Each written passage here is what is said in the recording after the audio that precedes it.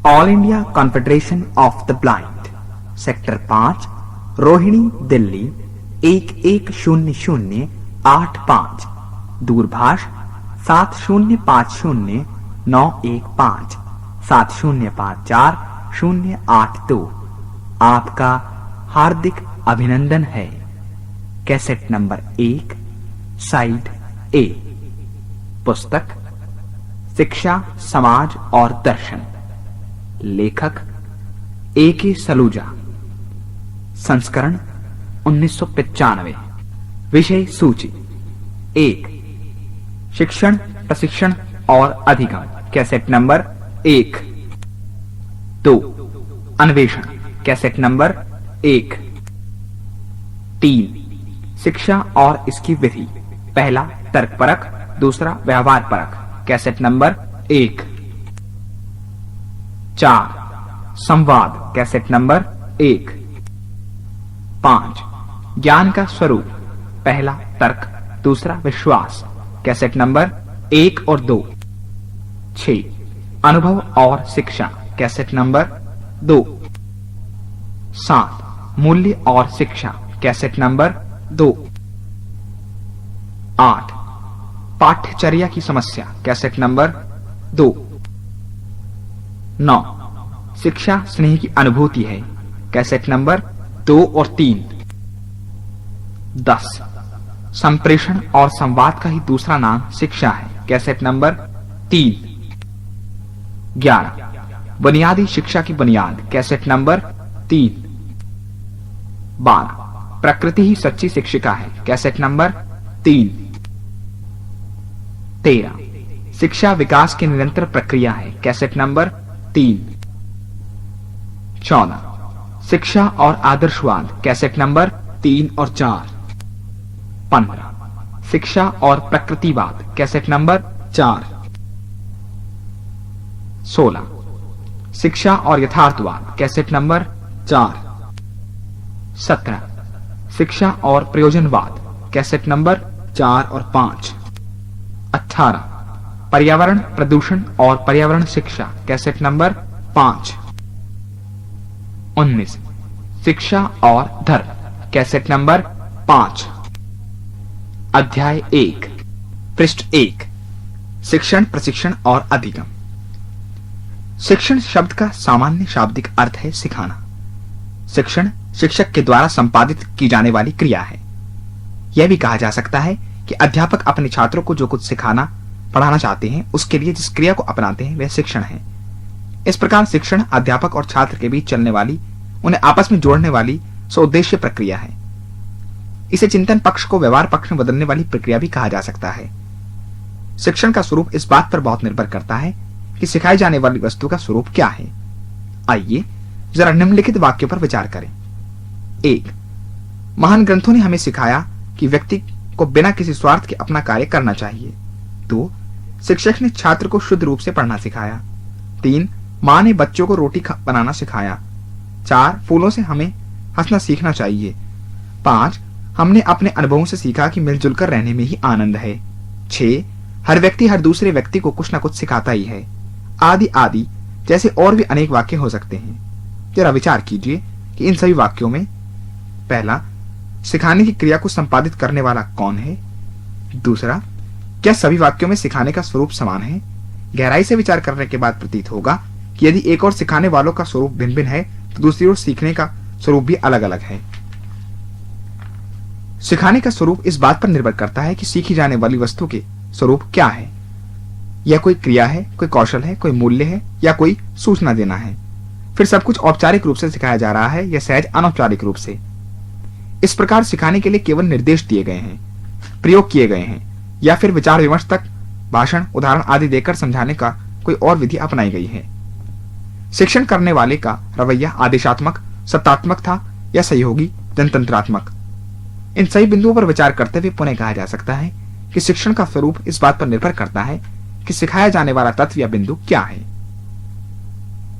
यह स्पष्ट है कि शिक्षण प्रक्रिया को संपादित करने का संबंध शिक्षक से है। साथ ही अपने सीमित अर्थ में यह एक चेष्टापूर्वक सौउद्देश्य प्रक्रिया है। अधिगम की ही भांति शिक्षण पर भी दार्शनिक, मनोवैज्ञानिक व सामाजिक दृष्टि से विचार किया जा सकता है। इसे फिर तर्कपरक तथा व्यवहारपरक रूपों में भी देखा जा सकता है। दार्शनिक दृष्टि से सामान्य तौर पर तर्कपरक शिक्षण का उद्देश्य सीखने वालों को आत्मानुभूति कराना है। तर्क, विचार विमर्श, सूझबूझ आदि की परिस्थितियां उत्पन्न करके व्यक्ति को स्वयं विचारशील प्राणी के रूप में स्थापित करना है। ज्ञान को एक विशिष्ट क्रम में स्थापित करना है, उसे पूर्व ज्ञान के साथ जोड़कर निरंतर विकसित करना है। व्यवहार परक शिक्षण का उद्देश्य अधिगमकर्ता के नए नए अनुभव प्राप्त कराने के लिए अनुकूल वातावरण का निर्माण कर नए अनुभवों को प्राप्त कराने का अवसर प्रदान करना है, ताकि अधिगमकर्ता नई परिस्थितियों का सामना करते हुए अपने आप को समकालिक परिस्थितियों के अनुकूल ढाल सकें, अपना समंजन कर सकें। विस्तृत अर्थ में शिक्षण का स्वरूप औपचारिक, अनौपचारिक तथा निरौपचारिक या प्रत्यक्ष, अप्रत्यक्ष, दूरवर्ती किसी भी प्रकार का हो सकता है। सामान्य तौर पर शिक्षण प्रक्रिया का उपयोग औपचारिक शिक्षण यानी अब दूरवर्ती निरौपचारिक भी के रूप में किया जाता है। इसमें छात्र व अध्यापक परस्पर अभिमुख होते हुए शिक्षण अधिगम प्रक्रिया को संपन्न करते हैं। शिक्षण प्रक्रिया को संप्रेषण की प्रक्रिया के रूप में भी जाना जा सकता है। इसके 4 प्रमुख अंग हैं। पहला वक्ता, दूसरा श्रोता, तीसरा माध्यम और चौथा सूचना। संप्रेषण की सफलता के लिए यह आवश्यक हो जाता है कि ये चारों तत्व भलीभांति समान स्तर पर कार्य करें। किसी एक अंग में त्रुटि आ जाने से यह क्रिया सफलतापूर्वक संपादित नहीं हो सकेगी। इसी तरह शिक्षण प्रक्रिया के 4 बुनियादी तत्व माने गए हैं। पहला उद्देश्य, दूसरा छात्र और अध्यापक का पूर्व ज्ञान, तीसरा अनुदेशनात्मक प्रक्रिया, चौथा मूल्यांकन। ये चारों तत्व आपस में एक दूसरे से जुड़े व एक दूसरे पर आधारित हैं। तकनीकी विकास के साथ साथ शिक्षण के रूप में एक बदलाव सा आया है। शिक्षण के क्षेत्र में शिक्षण मशीन, कंप्यूटर, दूरदर्शन आदि की सहायता ली जाने लगी है। बुनियादी प्रश्न, ये सब वस्तुएं मूल रूप से शिक्षण की तकनीकी से जुड़ी हैं। बुनियादी प्रश्न ये है कि शिक्षण का स्वरूप कैसा होना चाहिए, इसके उद्देश्य क्या होने चाहिए, इसका ज्ञान के स्वरूप का साथ क्या संबंध है। व्यक्तियों में बौद्धिक, मानसिक, सामाजिक, शारीरिक आदि की दृष्टि से अनेक प्रकार की विभिन्नता पाई जाती है। तो क्या सबके लिए शिक्षण का स्वरूप समान हो सकता है? तो क्या शिक्षण का संबंध सीखने वाले शिक्षार्थी से भी जुड़ा है? शिक्षण का अपने वातावरण से क्या संबंध है? प्रभावी शिक्षण के साथ साथ एक अन्य प्रश्न जोड़ा जा सकता है कि इन सभी बुनियादी प्रश्नों का उत्तर समान हो सकता है या होना चाहिए। आइए इन प्रश्नों पर शिक्षण संबंधी विभिन्न कुछ विचारों के परिप्रेक्ष्य में विचार करते हैं। प्राचीन भारतीय परंपरा में वैदिक साहित्य के अंतर्गत उपनिषद शब्द शिक्षण प्रक्रिया का एक महत्वपूर्ण द्योतक शब्द है। उपनिषद शब्द का शाब्दिक अर्थ है उप जमा नी जमा सद, अर्थात छात्र और अध्यापक का समीप बैठकर आपस में विचार विमर्श करना। उपनिषद साहित्य के अंतर्गत आपसी संवाद के अनेकानेक ऐसे उदाहरण मिलते हैं जिससे यह स्पष्ट होता है कि शिक्षण का अर्थ है स्वयं खोजने की प्रवृत्ति को उभारना। साथ ही शिक्षण का अर्थ सोच विचार की क्रमिक प्रक्रिया है। श्रवण यानी सामान्य अर्थ सुनना, भाव ज्ञान इंद्रियों से ज्ञान प्राप्त करना। मनन, निधि निध्यासन, यह शिक्षण पद्धति आत्मानुभूति से पूर्णता की खोज की ओर ले जाने वाली पद्धति है। बौद्ध शिक्षण पद्धति का स्वरूप बुद्ध के उपदेशों की जानकारी के साथ साथ कठोर अनुशासन पालन के द्वारा व्यवहारिक परिवर्तन यानी प्रारंभिक जानकारी के माध्यम से स्वयं ही जानने, समझने व निर्णय लेने के योग्य बनना था। बुद्ध का स्पष्ट कथन था, आत्म दीपो भव, यानी अपना दीपक स्वयं बनो। शंका की प्रस्तुति व उसका निवारण इस पद्धति का एक प्रमुख अंग था। विभिन्न भारतीय दर्शनों यानी सांख्य, योग, न्याय, विशेषिक, मीमांसा, वेदांत के अनुसार शिक्षण प्रक्रिया के 2 मूल तत्व कहे जा सकते हैं। पहला प्रत्यक्ष, दूसरा तर्क पर आधारित अनुमान। यहाँ एक प्रमुख बिंदु यह है कि ज्ञान प्राप्त करने की विधि का स्वरूप ज्ञान के स्वरूप पर आधारित है। प्रत्येक दर्शन की ज्ञान संबंधी अपनी संकल्पना है व उसी के अनुसार शिक्षण या ज्ञान प्राप्त करने की विधियों का उल्लेख है। सभी दर्शनों की ज्ञान प्राप्त करने की विधियां इस प्रकार हैं। दर्शन, पहला न्याय विधियां, प्रत्यक्ष अनुमान शब्द उपमान, दूसरा विशेषिक प्रत्यक्ष अनुमान, तीसरा सांख्य प्रत्यक्ष अनुमान शब्द, चौथा योग प्रत्यक्ष अनुमान शब्द, पांचवा मीमांसा प्रत्यक्ष अनुमान शब्द उपमान अर्थापत्ति, छठा वेदांत प्रत्यक्ष अनुमान शब्द उपमान अनुपलब्धि। इस संपूर्ण पद्धति का विशेष तथ्य यह है कि प्रतिपादित सिद्धांत को प्रमाणित करने की कोशिश रहती है। यह संपूर्ण विद्या इसलिए प्रमाण शास्त्र कहलाती है। शिक्षण से अभिप्राय है शिक्षार्थियों में स्वयं खोज की प्रवृत्ति को उभारना, साथ ही शिक्षार्थियों की शंकाओं का समाधान करना, समाधान ढूंढने की विधि से परिचित कराना, उपयुक्त उदाहरणों द्वारा सिद्धांतों को पुष्ट करना। यानी सब कुछ बताने की अपेक्षा ज्ञात करने की विधियों का अभ्यास कराना ताकि स्वयं अनुभूति की जा सके। अध्यापक के द्वारा इस स्वयं अनुभूति कराने की प्रक्रिया में महत्वपूर्ण भूमिका निभाई जाती है। तर्क परक शिक्षण, यानी इसमें शाब्दिक व्यापार को महत्व प्राप्त है। व्यवहार परक शिक्षण, इसमें करके सीखने को महत्व है। आधुनिक संदर्भों में भी शिक्षण के यही दो मूल्य प्रतिमान हैं। फिर भी विचारकों ने अपने अनेक शोधों के आधार पर शिक्षण को जिस प्रकार परिभाषित किया है उसके मूल सामान्य लक्षण इस प्रकार से लिए जा सकते हैं। शिक्षण का प्रश्न शिक्षा में शिक्षा की विधि यानी दार्शनिक दृष्टि से ज्ञान मीमांसात्मक प्रश्न है। शिक्षण एक उद्देश्य परक गतिशील प्रक्रिया है। यह अपने आप में अनेक क्रियाओं का संयोजन है। विभिन्न क्रियाएं अनेक रूपों में आपस में जुड़ी हुई हैं, अतः इसका स्वरूप अंतः क्रियात्मक है। इसके तर्क परक रूप में शाब्दिक व्यापार की प्रमुखता रहती है तथा विचार विमर्श, युक्तियां, उदाहरण आदि इसके अंग हैं। प्रशिक्षण। शिक्षण की तुलना में प्रशिक्षण का दायरा बहुत ही सीमित व औपचारिक है। इसके अंतर्गत किसी एक विशिष्ट लक्ष्य को सामने रखकर छात्र को उस क्रिया का जिसमें उसे प्रशिक्षित किया जाना है बार बार इतना अभ्यास कराया जाता है कि वह क्रिया या कार्य उसकी आदत सी बन जाता है। दूसरे शब्दों में कहा जा सकता है कि प्रशिक्षण किसी व्यक्ति को विशिष्ट निर्देशों बार बार अभ्यास के द्वारा एक पूर्व निर्धारित निश्चित सांचे में ढालना है। इसमें विवेक, तर्क आदि का कोई स्थान नहीं है। प्रशिक्षण पाते समय विभिन्न प्रकार की युक्तियां, सूझबूझ, अनुकरणात्मकता अवश्य ही सहायता करते हैं। प्रशिक्षण के लिए निम्नलिखित तत्व अनिवार्य माने गए हैं। पहला, पूर्व नियोजित लक्ष्य यानी किसी निश्चित कौशल के रूप में। दूसरा, क्रमबद्ध निर्देश। तीसरा, अत्यंत कुशल व प्रशिक्षित प्रशिक्षक। चौथा, अनुकूल प्रशिक्षण सामग्री। प्रशिक्षण एक प्रकार से यंत्रवत प्रक्रिया है। एक निश्चित समय के पश्चात निश्चित स्तर तक पहुंचने के बाद प्रशिक्षणार्थी स्वयं अभ्यास करके कुशलता पाने के लिए अपने प्रशिक्षक से स्वतंत्र सा हो सकता है। यद्यपि बार बार का अभ्यास प्रशिक्षण को एक मजबूर आधार देता है तथा व्यक्ति अधिकाधिक कुशल होता चला जाता है, पर यह भी स्पष्ट ही है कि हर व्यक्ति की प्रशिक्षण पाने की अपनी एक निश्चित सीमा, आयु तथा योग्यता होती है। कहा जा सकता है कि प्रशिक्षण तथा व्यक्तिगत भिन्नताओं में आपसी गहरा संबंध है। वगिंद्रिय में दोष शुद्ध उच्चारण को प्रभावित करता है। अधिगम यानी सीखना। अधिगम शब्द का सामान्य शाब्दिक अर्थ है सीखना। भलीभांति जानकर समझकर विचार विमर्श करने योग्य होना या फिर सीखी हुई बात या वस्तु को जीवन में व्यवहारिक रूप से ढाल लेना। सीखे हुए के अनुसार व्यवहार में बदलाव आना। सीखना अपने आप में क्रिया व क्रिया का फल या परिणाम दोनों ही है। यह सहज या फिर प्रयास पूर्वक की गई क्रिया या इसका परिणाम है। सहज रूप में यह निरंतर चलने वाली तथा जाने अनजाने में चलने वाली क्रिया है, जिससे व्यक्ति अनौपचारिक रूप से नए नए अनुभवों को लगातार प्राप्त करता है। ऐसा प्रायः मनुष्य की अनुकरणात्मक प्रवृत्ति यानी सामान्य अर्थ में नकल करने का स्वभाव के कारण होता है। प्रयासपूर्वक क्रिया के अंतर्गत इस प्रकार की कोशिश की जाती है, ऐसा वातावरण बनाया जाता है कि बच्चा सिखाई जाने वाली बात को सीख जाए। ऐसा मुख्य रूप से मनुष्य की आवश्यकताओं तथा उसके जिज्ञासु स्वभाव के कारण होता है। यह साफ ही है कि मनुष्य जहां अपने आप में चिंतनशील, अपनी रुचियों, योग्यताओं, क्षमताओं आदि को समेटे हुए एक विशिष्ट व्यक्तित्व वाला प्राणी है, वहीं दूसरी ओर वह समाज में समूह में रहने वाला व्यक्ति भी अपने समाज के अनुकूल ढालना व ढालना होता है। दूसरे शब्दों में उसका समाजीकरण होना होता है। अतः समाज अपने समूह के इस सदस्य को चेष्टापूर्वक सिखाने की कोशिशें करता है। इस संपूर्ण चर्चा के संदर्भ में कहा जा सकता है कि सीखने की प्रक्रिया के प्रमुख रूप से निम्नलिखित अंग हैं। पहला, सीखने वाला। दूसरा, सिखाने वाला। तीसरा, सीखने वाली या सिखाई जाने वाली बात।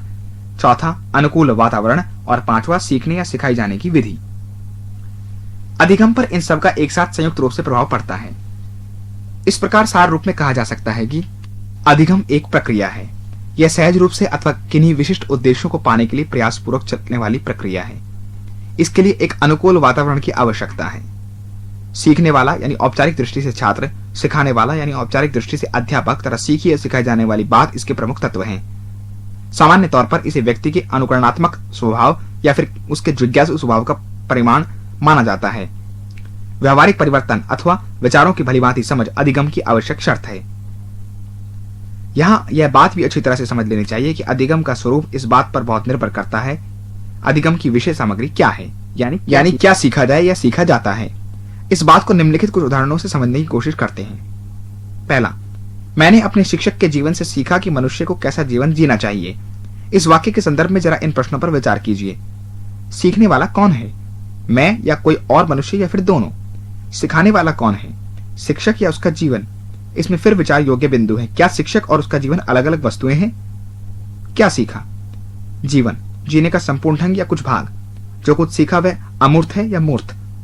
इस कथन की तुलना में निम्नलिखित वाक्य देखें और उपरलिखित प्रश्नों पर विचार करें। इससे पहले अमूर्त का अर्थ है सामान्य रूप में जो दिखाई न दे, और मूर्त का अर्थ है सामान्य रूप में जो दिखाई दे। 1. फोनों से तुम हंसना सीखो। 2. मैंने उससे सितार बजाना सीखा। 3. मैंने सीखा तो बहुत पर भूल गया। 4. सीखना तो उसी का सीखना है जो याद रहे और फिर उसे जीवन में ढाला जाए, नहीं तो सीखना भी कुछ सीखना है। ऊपर लिखे हुए वाक्यों या इस प्रकार के अनेक वाक्यों पर विचार करने के बाद यह बात उभर कर सामने आती है कि सीखी जाने वाली वस्तु के रूप अलग अलग तरह के हो सकते हैं। मुख्य रूप से ये अमूर्त होते हैं तथा इन्हें किसी अन्य क्रिया आदि के द्वारा ही दिखाया जा सकता है। इन्हें सीखने की प्रक्रिया के 2 रूप हो सकते हैं। ये 2 रूप हैं, पहला तर्क या चिंतन परक अधिगम, दूसरा गतिविधि या अनुभव परक अधिगम। इन दोनों में से पहले तर्क या चिंतन परक अधिगम का संबंध दार्शनिक दृष्टिकोण से किया जाता है, तो अनुभव या गतिविधि परक अधिगम का संबंध मनोवैज्ञानिक दृष्टिकोण से किया जाता है। इन्हें क्रमशः अधिगम का दार्शनिक प्रतिमान यानी मॉडल तथा मनोवैज्ञानिक प्रतिमान भी कहा जाता है। तर्क परक अधिगम के प्रतिमान के अंतर्गत मस्तिष्क के द्वारा सोचने, विचारने, संवाद करने, सूझबूझ को महत्व दिया जाता है। प्राचीन भारतीय परंपरा में यानी उपनिषदों में वर्णित इसके निम्नलिखित 3 सोपान हैं। पहला श्रवण अर्थात ऊपरी सतह पर केवल इंद्रियों के द्वारा जानना, दूसरा मनन अर्थात विचार करना, तीसरा निधिध्यासन अर्थात गहन चिंतन के द्वारा विश्लेषण आदि करते हुए अपना दृष्टिकोण बनाना। इस दृष्टि से तर्क के 2 रूप हो सकते हैं। एक स्वयं के द्वारा ही अपने आप विचार विश्लेषण करना, दूसरे अन्यों के साथ विचार विश्लेषण करके संवाद की स्थिति बनाना। सोच विचार, विवेक, तर्क या युक्ति, पूर्व ज्ञान आदि ही इसके विशेष प्रमुख अंग तथा प्रारंभिक सोपान हैं। फिर इसे उदाहरणों से सिद्ध या पुष्ट किया जा सकता है। इस दृष्टि से तर्क परक अधिगम के 3 प्रमुख सोपान हैं।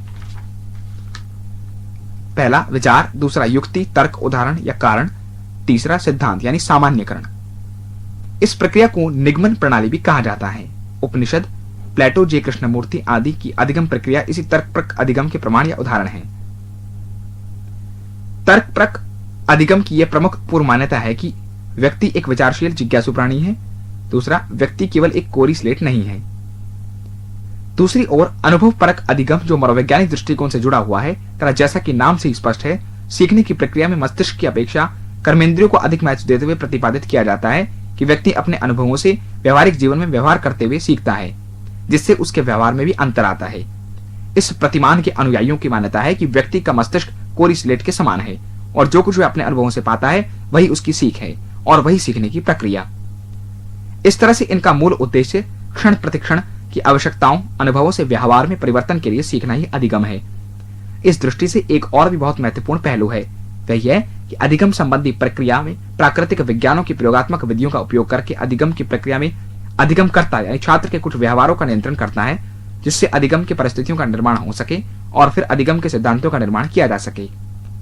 अधिगम का यह प्रतिमान जीवन में घटने वाली अनेक घटनाओं के उदाहरण के रूप में लेकर सामान्यीकरण करता है, दूसरे शब्दों में सिद्धांत का निर्माण करता है। इस प्रकार यह तर्क परक प्रतिमान के विपरीत उदाहरणों से सिद्धांत की ओर जाता है।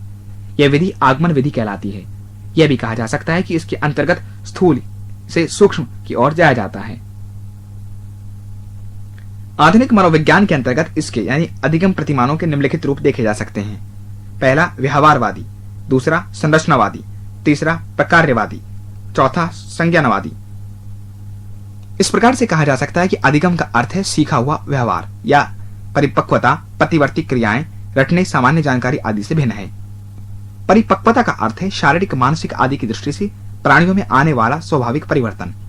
यह सीखे गए व्यवहार से भिन्न होता है। समय के साथ साथ मनुष्य में जो स्वाभाविक वृद्धि या विकास होता है वही परिपक्वता है, यानी अधिगम परिपक्वता नहीं। इसी प्रकार मनुष्य में कुछ और जन्मजात गुण होता है, जैसे बच्चों द्वारा अंगूठा चूसना, रोना, हंसना आदि आदि।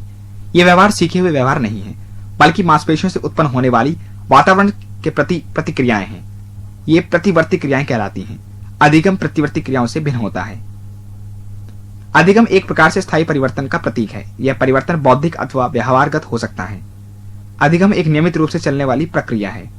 अधिगम की विषय वस्तु बहुआयामी हो सकती है, जैसे सोचना, समझना, विश्लेषण जैसी मानसिक क्रियाएं, ईमानदारी, परिश्रम जैसे मूल्य, साइकिल चलाना, सितार बजाना आदि जैसी कौशलात्मक क्रियाएं, नवीन जानकारी प्राप्त करना जैसी संज्ञानात्मक क्रियाएं, समाज के अनुकूल वांछित व्यवहार, शुद्ध उच्चारण, सुंदर लेख जैसी कुशलताएं आदि।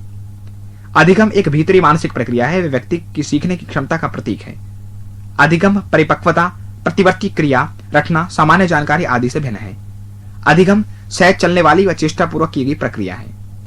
अधिगम पूर्व ज्ञान, प्रेरणा, अनुकूल वातावरण, बौद्धिक कुशलता आदि से प्रभावित होता रहता है। अधिगम शिक्षण प्रक्रिया का परिणाम है। तर्क, अनुभव आदि अधिगम के साधन माने जा सकते हैं। पृष्ठ 12, अध्याय 2, अन्वेषण, जांच, खोज, परीक्षा। अन्वेषण का सामान्य शाब्दिक अर्थ है किसी भी वस्तु स्थिति की भलीभांति बारीकी से जांच पड़ताल करना व जानना। इसका बुनियादी आधार मनुष्य की जिज्ञासु अर्थात जानने की इच्छा प्रवृत्ति को माना जाता है। यह मनुष्य का स्वभाव ही है कि वह चाहे अनचाहे, जाने अनजाने निरंतर जानने की इच्छा रखता है। इसी के परिणाम स्वरूप मनुष्य नया ज्ञान व नया अनुभव पाता रहता है। दूसरे शब्दों में कहा जा सकता है कि मनुष्य का संपूर्ण ज्ञान उसकी जिज्ञासु प्रवृत्ति का परिणाम है और अन्वेषण इसी ज्ञान अनुभव के पाने का साधन है। स्वयं सीखने की कोशिश, अपने आप सीखने की इस कोशिश में प्रेरणा अपनी अथवा किसी दूसरे की हो सकती है या कोई दूसरा इसमें सहायक तो बन सकता है, पर सीखना स्वयं होगा। मनुष्य की इसी प्रवृत्ति के आधार पर आधुनिक शिक्षण पद्धति के अंतर्गत शिक्षण के विभिन्न प्रतिमानों यानी मॉडल्स में पाश्चात्य शिक्षाविद जे रिचर्ड सचमैन के द्वारा शिक्षण का परीक्षा यानी अन्वेषण प्रशिक्षण प्रतिमान विकसित किया गया। शिक्षण के इस परीक्षा प्रशिक्षण प्रतिमान के लक्ष्य हैं: छात्र स्वतंत्र होकर स्वयं ही सृजनात्मक ढंग से सोच सके, वे कार्य कारण के संबंध को समझ सके, वे विभिन्न प्रकार के आंकड़ों का संग्रह करके उन पर आधारित निष्कर्ष निकाल सके, किसी भी घटनाक्रम को प्रभावित करने वाले घटकों यानी तत्वों को जान सके तथा उनके स्वरूप को पहचान सके, विभिन्न प्रकार की घटने वाली घटनाओं का विश्लेषण कर सके, स्वयं द्वारा अनुभूत अनुभवों का अधिगम का रूप दे सके। कहा जा सकता है कि अन्वेषण अन्वेषक के द्वारा ही किसी अनुभूत समस्या के समाधान ढूंढने का साधन है, जिसकी खोज उसके लिए एक पुरस्कार का उद्दीपन का कार्य करती है। इसका आधार बालक की निरंतर जानते रहने की प्रवृत्ति है। उपनिषदों के उन संवादों में इसी प्रवृत्ति को उभारने के स्पष्ट संकेत हैं, जिनमें गुरु द्वारा उत्तर देने अथवा जिज्ञासा शांत करने की अपेक्षा फिर शिष्यों को उलझा दिया जाता है तथा स्वयं द्वारा उत्तर खोजने या आत्मानुभूति की प्रेरणा दी जाती है। आधुनिक युग में जिद्द कृष्णमूर्ति के संवादों में भी इसका अच्छा उदाहरण है। प्रश्नों का निरंतर बने रहना ही इस पद्धति की सफलता है। यहाँ दो बातें अत्यंत महत्वपूर्ण व विचारणीय हैं। पहली, यह ठीक है कि इस पद्धति में छात्र की स्वयं समाधान ढूंढने की सक्रिय भूमिका रहती है, तो क्या समस्या भी उसके स्वयं के द्वारा ढूंढी जाती है? दूसरा, एक शिक्षण विधि के रूप में फिर अध्यापक की क्या भूमिका हो सकती है? इस परिप्रेक्ष्य में यह कहा जा सकता है कि पहला, व्यक्ति में अपने चारों ओर के वातावरण को जानने व समझने की स्वाभाविक जिज्ञासा होती है तथा इसके समाधान के लिए वह स्वयं ही कई मार्ग ढूंढ लेता है। इसका समाधान उसके लिए तब तक स्थायी रहता है जब तक कोई अन्य अथवा किसी नए अनुभव से उसे झुटला नहीं दिया जाता। नए अनुभव आदि से उसकी पूर्व की समाधान वाली धारणा बदल जाती है तथा इसका स्थान नई धारणा ले लेती है। यह प्रक्रिया निरंतर चलती रहती है। यह अन्वेषण की सहज प्रक्रिया है। 2.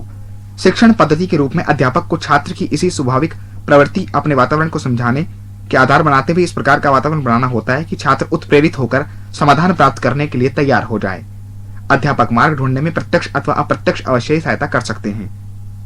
बालक अभी शारीरिक व बौद्धिक दृष्टि से विकासशील अवस्था में होता है, अतः उसकी इस स्वाभाविक प्रवृत्ति को निर्देश द्वारा एक सकारात्मक व सक्रिय दिशा दी जा सकती है।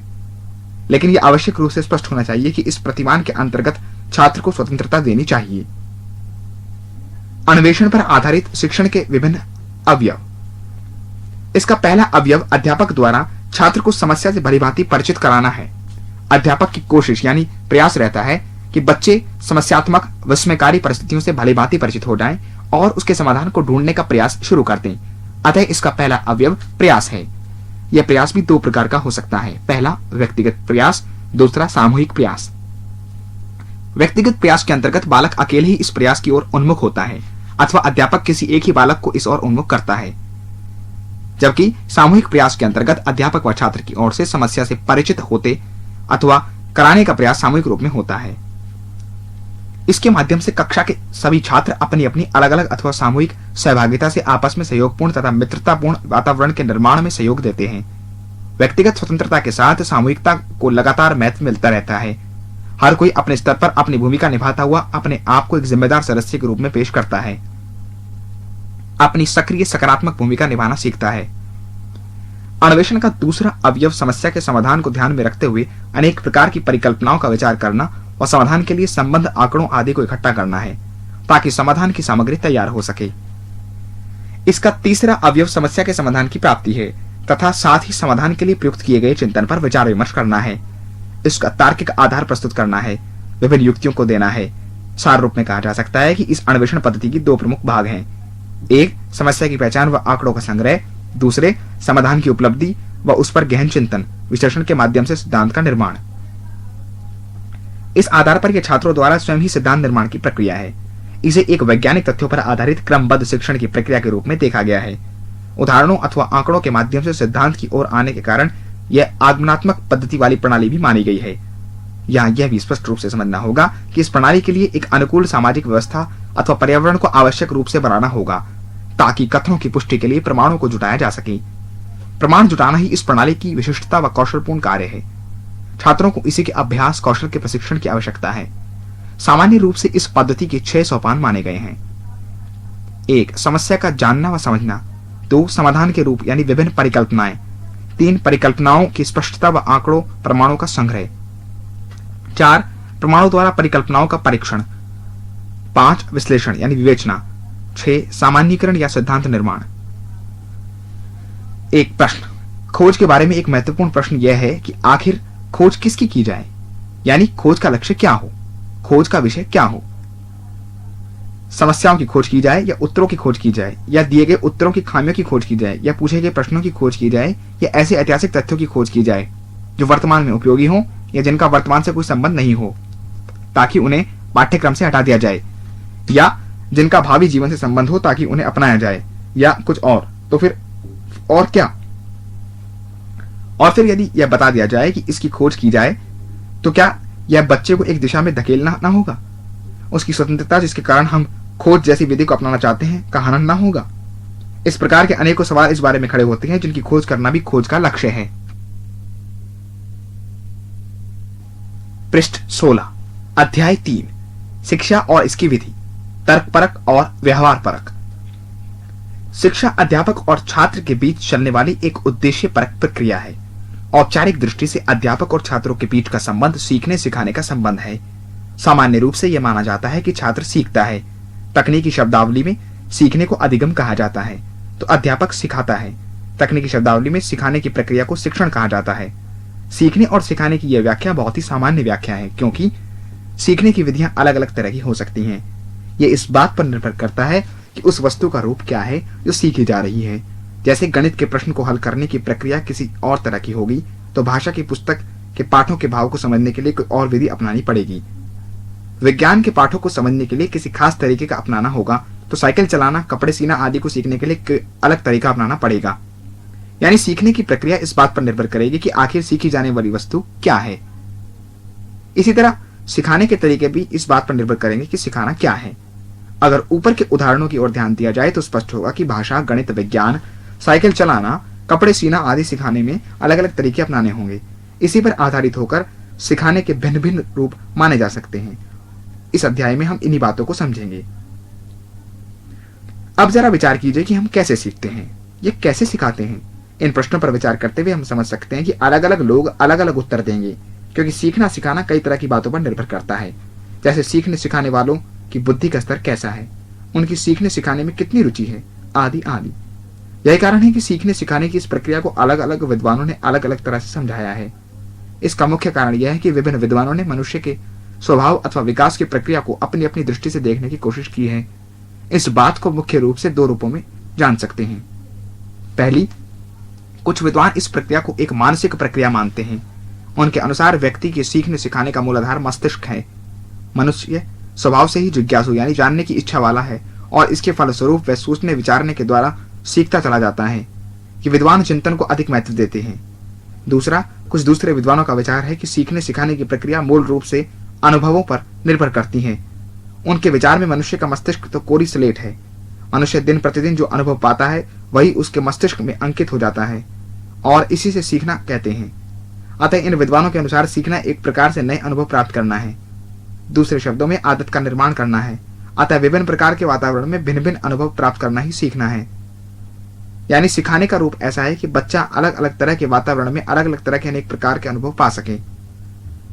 सीखने की इस प्रक्रिया के पीछे मूल भाव यही है कि सीखना व्यक्ति के व्यवहार में परिवर्तन का लक्षण है।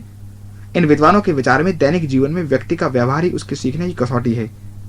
यह व्यवहार वांछित या अवांछित किसी भी प्रकार का हो सकता है। वांछित व्यवहार को लक्ष्य बनाकर सिखाना ही सीखने सिखाने की प्रक्रिया का बुनियादी उद्देश्य होता है या होना चाहिए। मनुष्य के इस सीखने सिखाने वाले स्वभाव के पीछे उसके हमेशा खोज करने वाले खोजी स्वभाव के कारण माना जाता है। आमतौर पर ऐसा माना गया है कि मनुष्य वनस्पति जगत की तरह केवल प्राणों से युक्त नहीं है या पशु जगत की तरह केवल प्राण तथा चेतन तत्व से ही मुक्त नहीं है, बल्कि वह एक ऐसा चेतनशील प्राणी है जिसके पास निम्नलिखित तीनों तत्व मौजूद हैं। पहला प्राण, दूसरा चेतना, तीसरा बुद्धि या विवेक। यानी मनुष्य एक सोचने समझने वाला चेतनशील प्राण युक्त जीवन है। यही कारण है कि वह अपने चारों ओर के रहस्यों के प्रति हमेशा सजग रहता है तथा हमेशा उन रहस्यों से पर्दा उठाने की कोशिश में लगा रहता है। इसके लिए वह बुद्धि से सोचता है तो अपनी इंद्रियों यानी हाथ, नाक, कान, पांव, मुंह आदि से नित्य नए अनुभवों को पाता रहता है और इस प्रकार ये दोनों यानी बुद्धि व इंद्रियां उसके ज्ञान के साधन बन जाते हैं। बुद्धि द्वारा सीखने सिखाने की प्रक्रिया को सामान्य तौर पर तर्कपरक या बुद्धिपरक विधि कहा जाता है, तो दूसरे इंद्रियों द्वारा सीखने की प्रक्रिया को अनुभवपरक या इंद्रियपरक विधि कहते हैं। बुद्धि से सीखने के कई रूप हो सकते हैं, जैसे खुद सोच समझकर सीखना, वार्तालाप, संवाद या तर्क आदि के द्वारा सीखना, अन्यों से कुछ निर्देश पाकर खुद बुद्धि द्वारा खोज कर सीखना, किताबों आदि को पढ़कर सीखना आदि आदि। कैसेट नंबर 1 साइड ए पृष्ठ 1 से 18 तक समाप्त।